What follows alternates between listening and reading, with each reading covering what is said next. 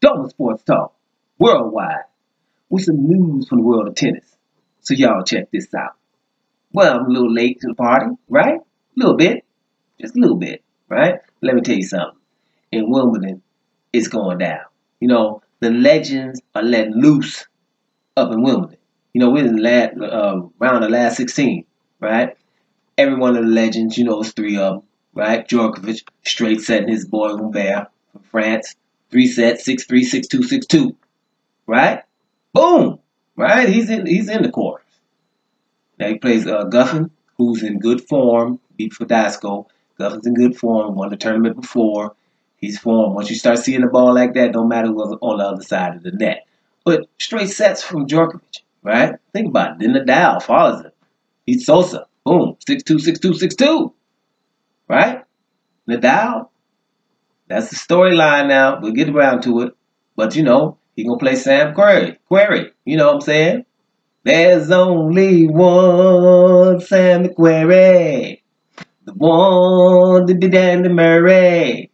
It's a beautiful day watching him play. Quarterfinal matches on the way. It's cool. Sam Querrey, man, it's his time of year, right? Just like on the women's side I talk about later. But it's his time of year, to shine. You're not hearing about him most of the time. So, you're in the quarterfinals of Wimbledon. Much props to him. But, hey, you up against it playing Nadal. Nadal straight setting people, right? Then you got Federer.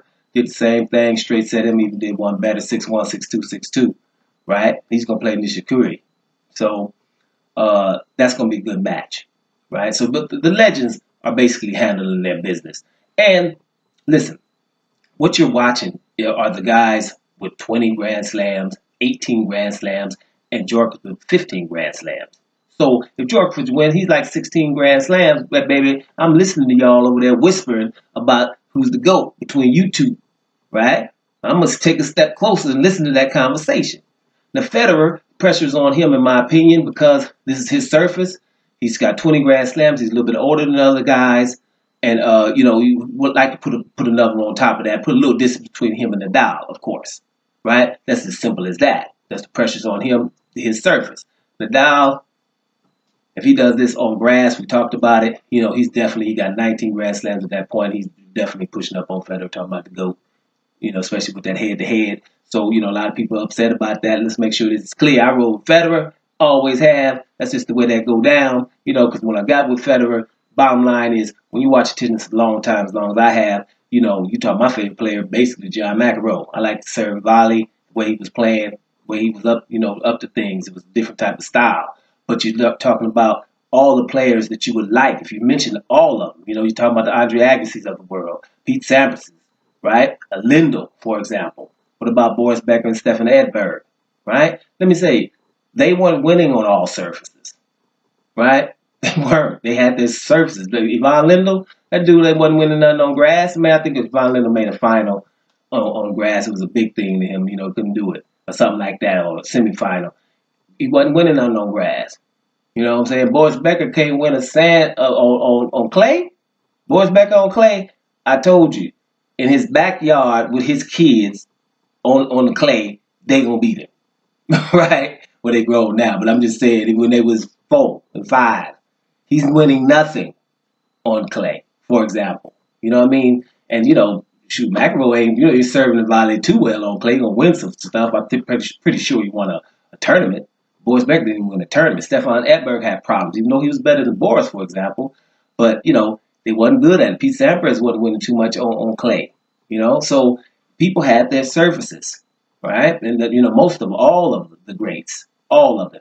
So when Roger Federer, you talking about winning on every surface, and if it wasn't for Rafael Nadal on clay, Roger Federer would have got about 4 or 5 of those because he was in the final against Nadal. It's just Nadal is the best on clay that you ever going to see, and ain't nothing that's going to happen. That's never going to be good. He's doing Wilt Chamberlain type of stuff, what he's doing. Where we're going to be talking about for 50 years, like, man, don't be comparing nobody to him. He don't count no more. That's what he's doing. So he's going to be pushing up on him if he wins on this surface. It's not his. So it's just storylines up plenty up there, guys. It's going down. Unfortunately, though, I got to mention this. Unfortunately, Del Potro is not healthy. Okay? Andy Murray either, quiet as kept.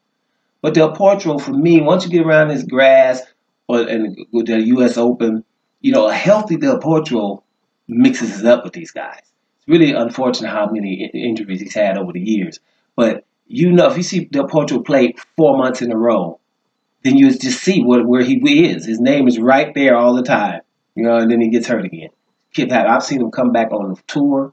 He came back on the tour. His wrist was still messed up. You know what he did? He just hit sliced backhands the whole time. Sliced back, just to be playing. This is the kind of stuff this man's going through. So, I would really like to see him back maybe one more time to see if he can get it in there and mix it up with these guys. Same with Andy Murray, but it's hard on these guys. Everybody's getting up in age. And them young guns that's supposed to be coming and the next gene and all that stuff we be hearing, yeah, whatever. But Federer about 37, Nadal about 32, 33, something like that. George was maybe 31, right? They still having their business. 15 Grand Slams, 18 Grand Slams, and 20 Grand Slams, all in the quarterfinals in straight sets. That's awesome. Period. Doing Sports Talk. Worldwide. And I'm up out of here, y'all.